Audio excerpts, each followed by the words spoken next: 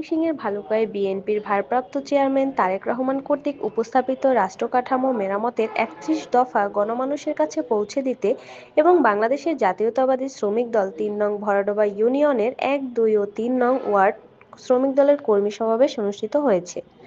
শুক্রবার রাতে ভরাডোবা নতুন বাসস্ট্যান্ড এলাকায় আয়োজিত কর্মী সমাবেশে ভরাডোবা ইউনিয়নের শ্রমিক দলের আহ্বায়ক মোহাম্মদ জাহাঙ্গীর আলমের সভাপতিত্বে উপস্থিত ছিলেন উপজেলা বিএনপির যুগ্ম আহ্বায়ক সালাউদ্দিন আহমেদ, মুজিবুর রহমান মজু, রুহুল আমিন।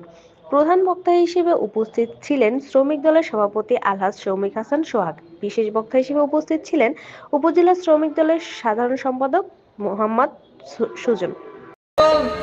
ভালুকা গণেশ শাখার সংগ্রামী যুগ্ম আহ্বায়ক জনাব তানভীর আন্দোলন সংগ্রামে ছাত্রদের পাশাপাশি শ্রমিকরা আন্দোলনে অংশগ্রহণ করেছে। মানুষ চার দোকানেও বসতে পারে না, ঠিক সেই সময় তারেক রহমানের নেতৃত্বে যারা বিগত আন্দোলন সমাবেশকে সুন্দরভাবে সম্পন্ন করতে পারে সেই জন্য